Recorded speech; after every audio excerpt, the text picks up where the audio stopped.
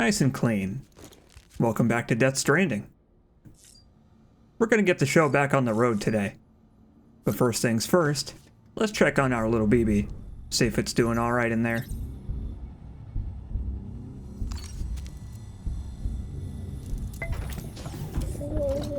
Tired, huh? Yeah, I don't blame it. We've had a very weird couple of days. But at least it looks satisfied with its lot in life. In the last episode, we unlocked the Bridges hat, and just like our other cosmetics, we can customize the color. We have this gaudy-looking gold color that I got for pre-ordering the game, but I think we'll wear that a little later. For now, we'll just stick with the navy blue. I actually like the navy blue better than the default black. I feel like it fits with Sam's suit a little bit better. If you, for some reason, desire a real-life Bridges hat, they sell them on the Kojima Productions store. I have one, and it's quite high quality.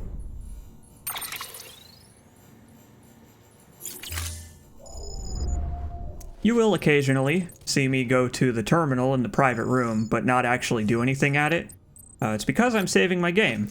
That is the easiest and quickest way to save, but there are more immersive ways, which we will see in a couple of episodes' time. Would you believe me if I said that Death Stranding integrates saving the game into the gameplay? I mean, it's a Kojima game. You probably would believe me. Beginning scan. Have a pleasant journey. Thank you. So we have to head back to the way station to pick up the next main delivery order.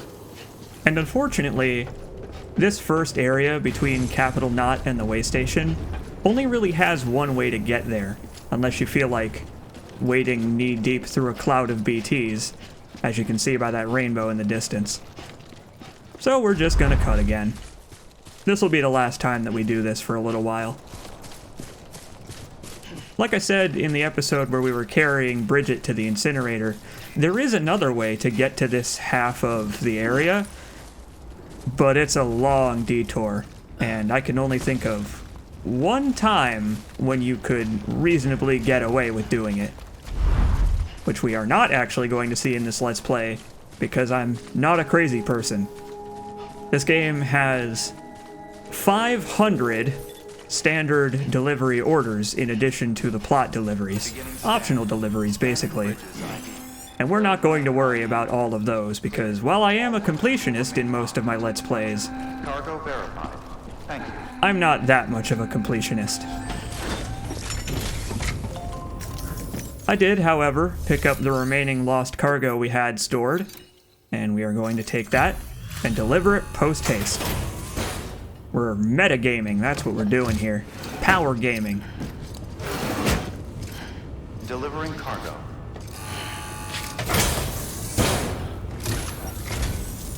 Thank you, Sam. Gotta say, you truly are incredible. Honestly, there's really no reason to do this right now. One fun thing about Death Stranding is that it is truly open. We very rarely will not be able to visit any areas. If you can walk there, you can walk there from pretty much anywhere else in the game world, which ties into the 500 standard orders thing. Basically, every way station and distribution center has at least one order that goes, and I mean this literally, everywhere else in the game world. There's a lot to do in this game. All right then. Thanks for everything. Good work. New order available. Please access delivery terminal for further information. Let's do it. No time like the present.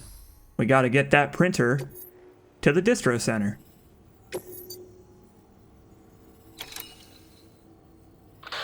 You'll be delivering supplies for a Cairo printer.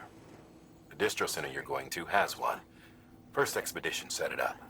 On its own, it's no different from your run-of-the-mill 3D printer.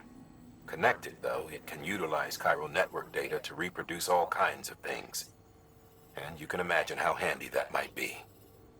Now, I know I don't need to tell you, but steer clear of any BTs you find out there. A void out's the last thing we need. Sam, it's Hartman. Voidouts occur when the living of our world come into contact with beached things. The reaction is similar to what a physicist would call an annihilation, when a subatomic particle collides with its antiparticle. Alas, there ends our understanding. Why do the dead transform into BTs? Why are voidouts only triggered by human contact? And why are people like you able to return seemingly unscathed? No one knows. Yet it cannot be a coincidence that these phenomena were observed only after we discovered the beach and bridged this world and the next. Anyway, to reiterate, the only reliable means by which you can prevent a void-out is to stay far, far away from BTs. Well, thank you for the advice. I'll do my best, but we haven't seen any BTs for a couple of episodes now, so I'm a little bit nervous, shall we say. And boy, ain't this typical for a Something Awful goon, carrying a printer uphill. But at least we won't be sweating. Not in real life, anyway.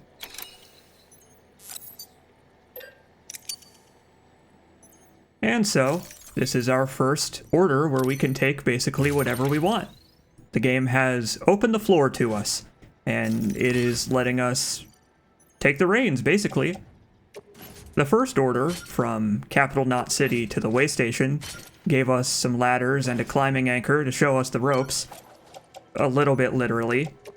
But now, it trusts us to look at the map, look at the general shape of the terrain, and then decide what we need. And also to stack things so that they will hopefully stay on us. Thankfully, this order isn't super large, and it's not super heavy either, which means everything is in small containers, so we can get away with stacking some stuff on our pants.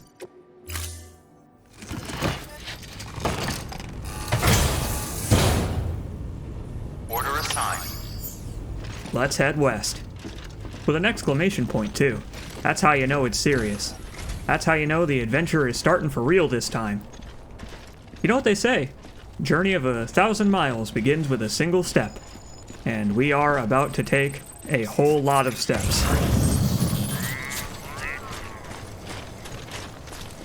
And of course, it wouldn't be a video game without 1,000 million teeny tiny itty bitty collectibles that don't show up on your map that you have to use a guide to find. Sam, if you stumble across any memory chips on the road, be sure to submit them via the nearest terminal. There's no telling what kind of rare and valuable data they might contain. You're sure to make someone very, very happy with your contribution. I believe it. That's probably a pretty good part of being a delivery man, is seeing the relief on people's faces when they finally receive a package they've been waiting for. Although, of course, I guess that also can backfire. People probably get pretty angry when their package is late, even if it's not the delivery man's fault most of the time. There are, I believe, 56 of these data chips just sitting around waiting for you to pick them up. Some of them are in very scenic spots. Others are hidden extremely out of the way. But of course, completionist that I am, I will be finding all of them. The problem is that we can't actually do that right now. Some of them are gated behind story progress or leveling up certain way stations. For example, there's one near the incinerator where we took Bridget, but we can't actually go pick it up right now. It's not there. We have to wait until we have gotten, I believe, at least 4 stars in Capital Knot City. Don't quote me on that. It's not an exact science. But I will be showing you the collectibles. They give a lot of fun behind-the-scenes info.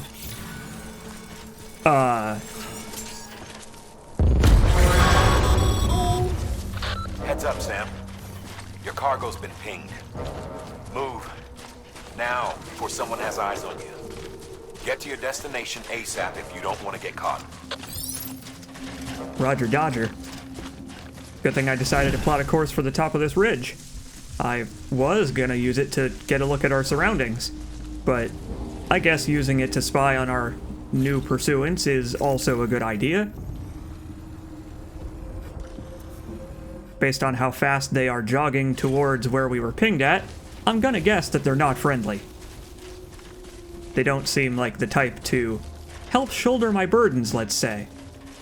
So we're just gonna give them a wide berth for now. Like a mother delivering an overweight child.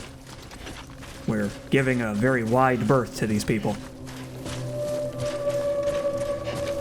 Believe it or not, this is actually a pretty controversial aspect of Death Stranding. Not only are we sneaking around BTs, but it's also halfway to being a stealth game. Because sometimes we also are going to have to avoid our fellow humans who are perhaps a little bit less scrupulous than Sam here. Scrupulous means generous, right? Or kind-hearted? I know it has something to do with the word scruples. Anyway, speaking of scruples, turns out I don't actually have to use the climbing anchor we packed, because the generosity of another player has struck us. And speaking of striking us, unfortunately these new pursuers will pursue us until we are out of their territory. There will be a new ping trying to find us every couple of minutes as long as we are carrying cargo. You see, the golden boxes are different than the silver boxes or the bridges containers, in that they have ID tags that can be scanned by, oh, I don't know, random people who hoard boxes for a living and want to take them from you.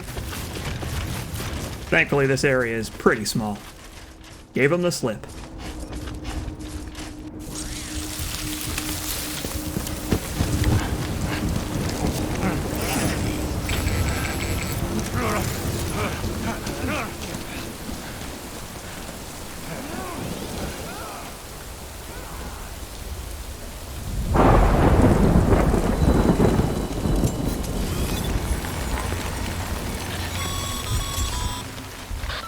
Gave you trouble, huh? Good thing it was raining. Even they know better than to mess with BTs. Yeah, but that unfortunately means that we are going to have to run directly into them on our way to the distro center. I guess it couldn't be that easy, huh? Yes, those gentlemen that were trying to seek, find, and rain dance towards us were mules. We will learn more about mules in the next episode, maybe the one after, I don't know. But there is a lot of very interesting info on mules and why they are the way that they are.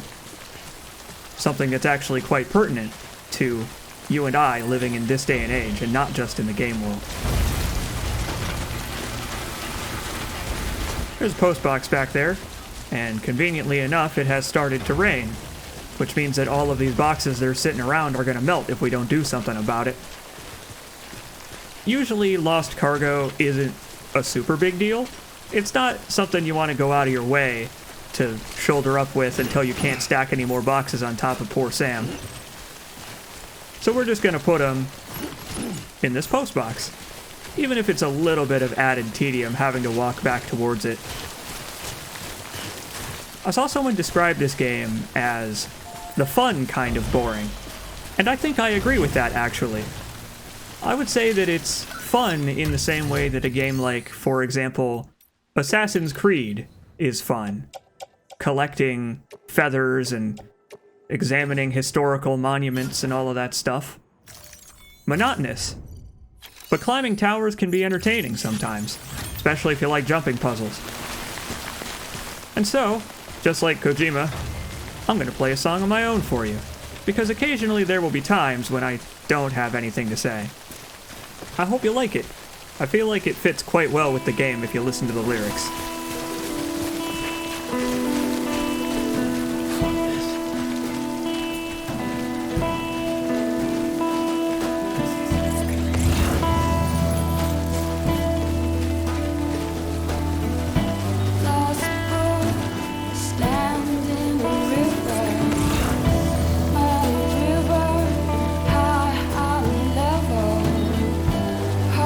Flying, spawning, gas.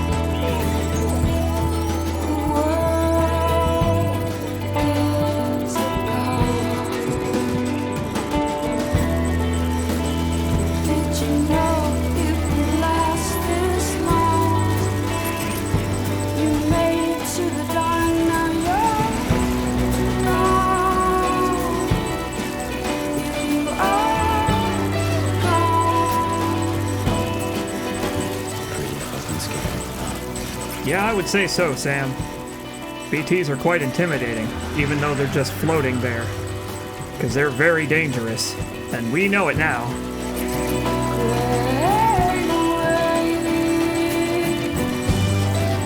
Frozen in a secret space, great big place, dark, spilling universe.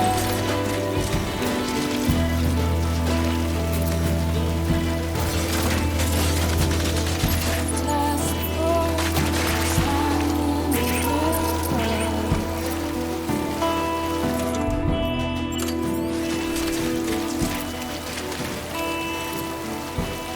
As you can see, items that you can plop down on the ground in this game have a realistic center of gravity.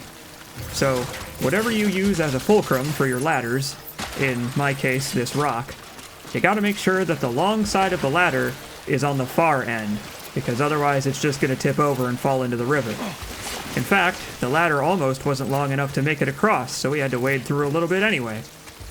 But you know what? It's worth it to get out of BT territory.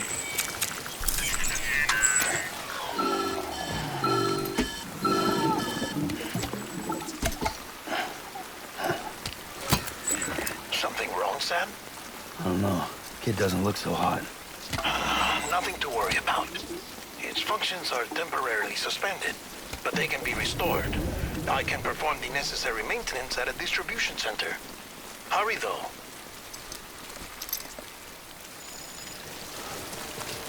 Well, that's unfortunate. I guess we have been pushing the kid pretty hard lately, huh?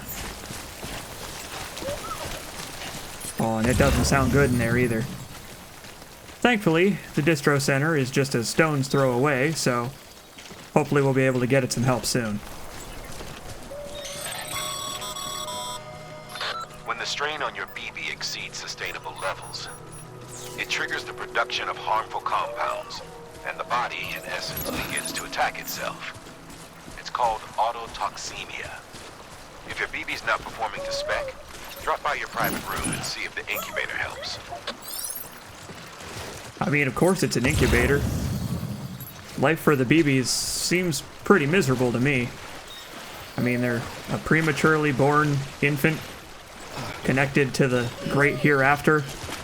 They spend their entire life in a teeny tiny little pod, attached to some rando, in terrifying situations of life or death. Not everyone can be like Sam. Even without the BB, Sam can sense the BTs at least, but normal people have no idea they're even there.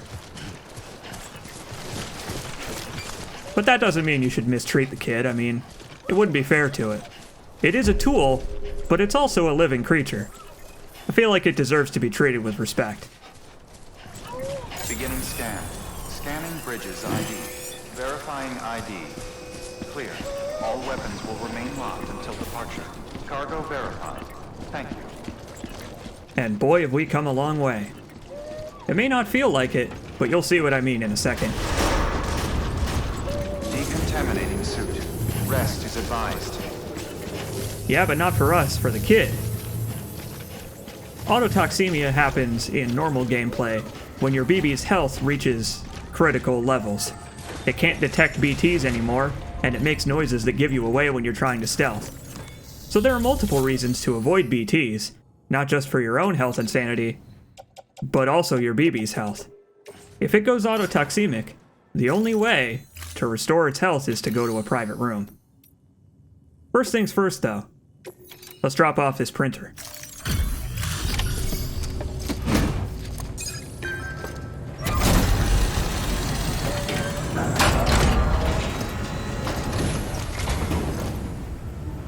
Wait station folks told me all about you. Sam Bridges, with the second expedition, right?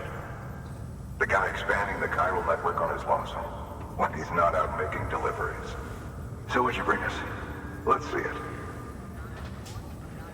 Talk about above and beyond. Thanks.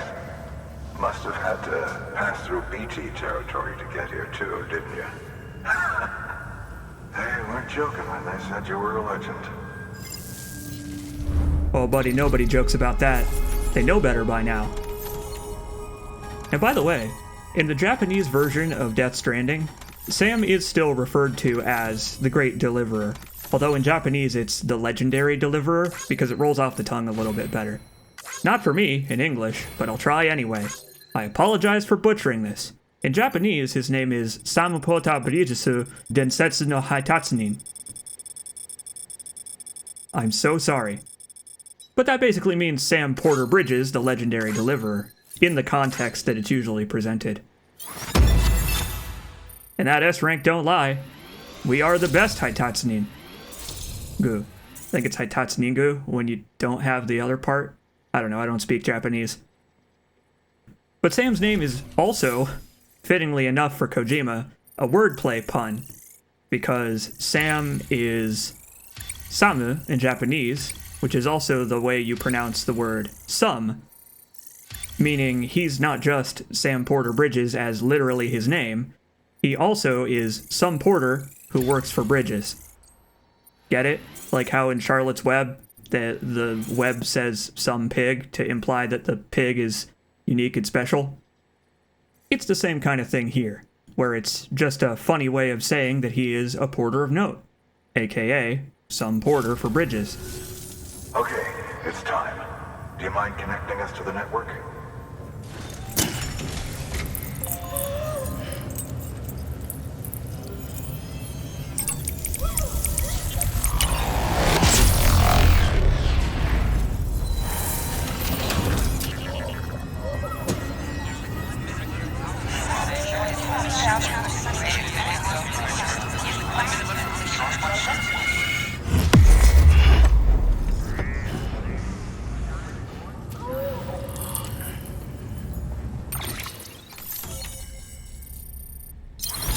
That's another one down.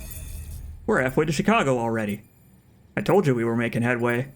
Although, I got a feeling we're going to be zigzagging all over the place, so let's not count our chickens before they hatch. Sam, as always, thanks for bringing more folks into the UCA. Happy to do it. Bringing new distribution centers or way stations into the UCA increases our maximum chiral network bandwidth, which allows us to build more structures. All we can build right now are post boxes, but pretty soon we're going to be picking up some sweet new tech. And of course we can see other people's structures and messages and cram more stuff into our game world. Looks like we're on the chiral network. And with those materials you brought for our chiral printer, we can produce supplies for you here as needed. Think of it as our way of returning the favor. Now head west and keep on doing what you do. Good. The distro center is on the network. Sam, do me a favor. Take your BB to a private room and connect it to the incubator. Good work. Gladly. I feel like the kid needs a break. We don't want to leave it in that autotoxemic state for too long. I mean, it seems kind of unpleasant, but also we need its help.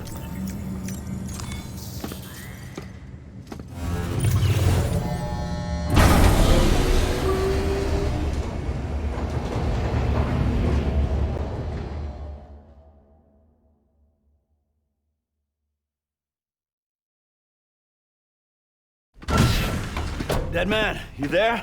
Little help? Okay, Sam. Remove the pod and connect it to that incubator.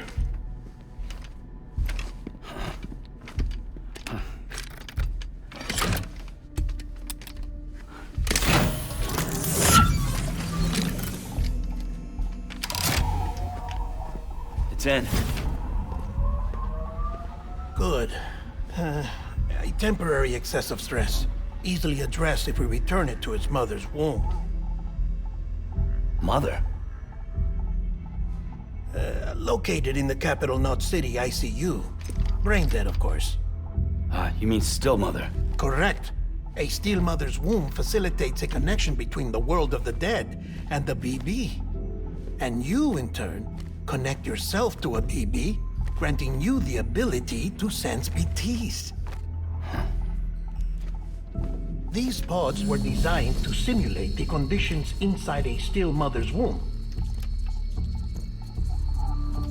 BBs need to believe they're in one at all times to function properly. However, we can only maintain this deception for so long, which is why we must periodically update the environmental data by synchronizing it with a still mother via the chiral network. There. The update is in progress. Right now, the pod is synchronizing with the Steel Mother in Capital Knot City and reconfiguring its settings based on the latest data.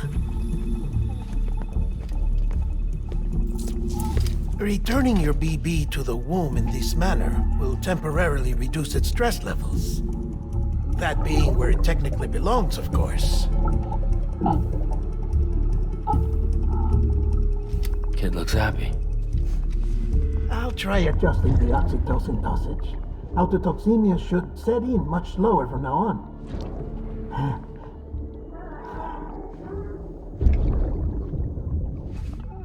You should remember that BBs are just equipment.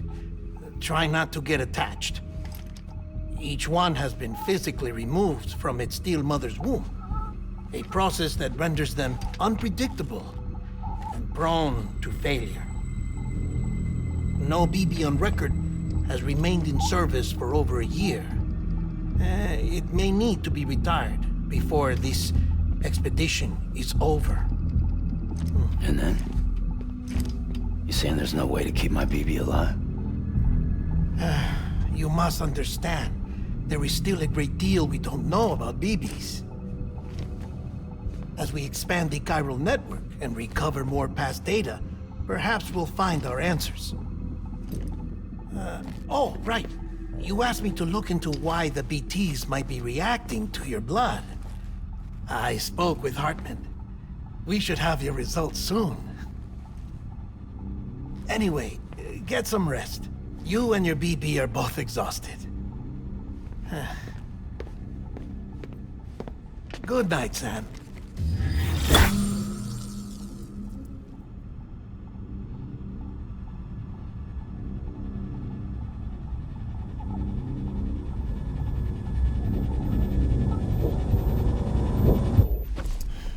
Need I repeat myself?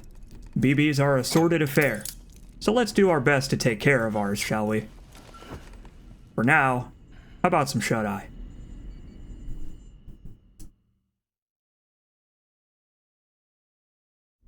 London Bridge is falling down, falling down, falling down. London Bridge is falling down, my fair lady. Sam? Can you see me? How are things over there? Still not under guard. Still not chained up. Still can't leave. But if you can keep making connections, if you can get to me, we can go back east, back home. Thank you. I mean that.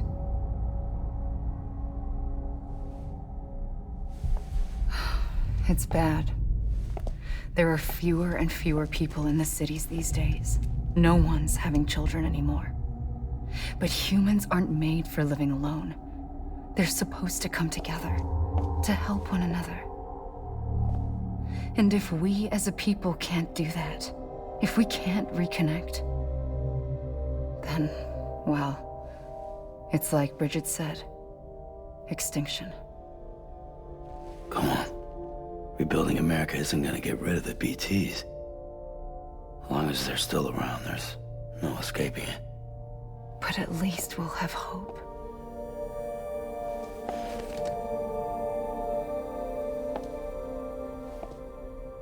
I'll be waiting, Sam.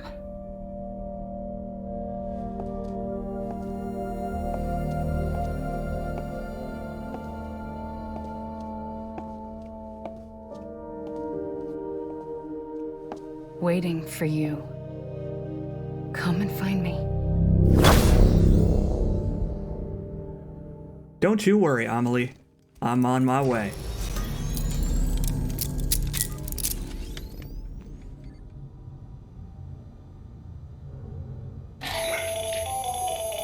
Sam, this is Hartman. Since you're awake, it might behoove you to freshen up. To that end, why not take a shower? It's good for the body and soul, and also my research as it happens. What is it with this game and bodily fluids? You don't have to tell me to shower. I'm happy to do it, if only to wipe all the gribbly goop off of me.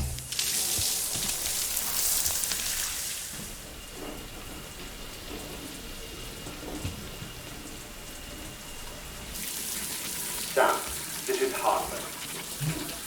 Deadman relayed your request to me, as I oversee BT research. I'll be taking a sample of your shower water in order to study the effects your bodily fluids might have on a BT. Study other people with dooms? Everyone in Bridges, myself and Mama. Results thus far are inconclusive.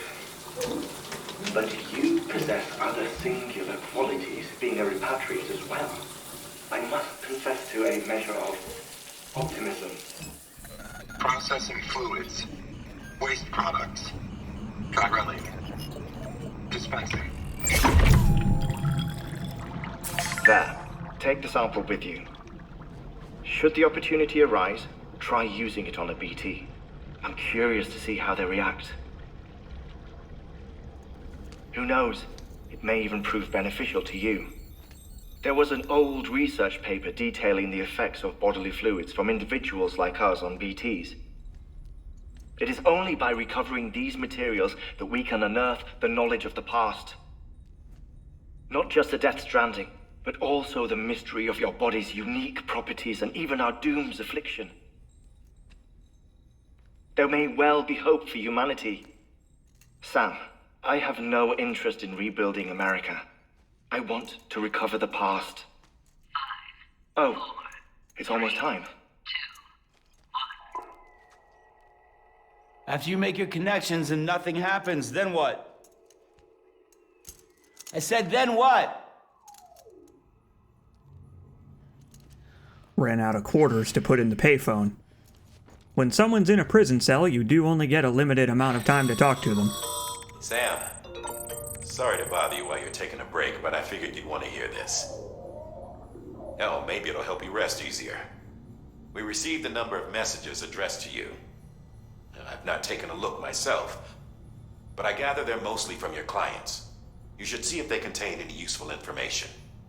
Mail can be accessed via your cufflinks, as well as the terminal in your private room. There's something else I'd like to share with you. With the Cairo network, we now have the power to reclaim our past. Data once thought lost forever from every corner of America can be pieced back together from fragmented records. Our archives are still a work in progress, of course. But as we expand the network and integrate more way stations and cities, we'll be able to recover more and more information, such as the previous expedition's logs and reports. Everything they sent back was lost when Central Knot City was destroyed. Now, we've managed to restore some already, in fact. You can access them from a private room terminal or your cufflinks by selecting Archives. Might make for interesting reading. Thanks, boss. I will be sure to check them out. And with that, our private room is now fully featured. We now have the ability to take a look at all of the interviews and data archives we've been picking up, along with our collectibles. But of course, there's something important we must do. Someone told me that I should add a counter for how many Monster energy drinks we have drank, and I'm debating on whether or not to do it. I'm making you watch me drink all of these, but sometimes we don't drink 3 at a time. Sometimes we don't exhaust all of our stamina in one outing. So we don't need to sit through the animation 3 times in a row. You can skip it, but I've chosen not to, because I like watching us all suffer, equally, together. Over here on the back wall are all of these little Army Man figurines that we'll be collecting throughout our journey. Whenever a new one appears, it'll be over on the table on the left, and I'll take a look at it. Because it's fun. It's just a fun little milestone marker. Those 2 shelves are going to get very crowded by the time this is over. How you doing, kid? Recovered from your autotoxemia yet? Bo. It seems to be doing fine. Being connected to that still mother seems like it does the trick. So I'm not really sure how I am going to deliver the interview logs to you, the viewer. Usually I would take screenshots of them and post them. But I know that a lot of my viewers now are YouTube only, so I'm still trying to figure out how I want to show those to you. I might do it during long stretches of gameplay. The only thing I'm going to show to you at the ends of videos are the emails, because the emails are fun. They add a little bit of character to all of these people we are delivering to, and you could pause if you want to read them, although I left them up for enough time that I was able to read them myself. Sorry I'm talking over them, but otherwise there'd just be dead air. Whenever we get a new email, I'll make sure to check it. Give the world a little bit more life.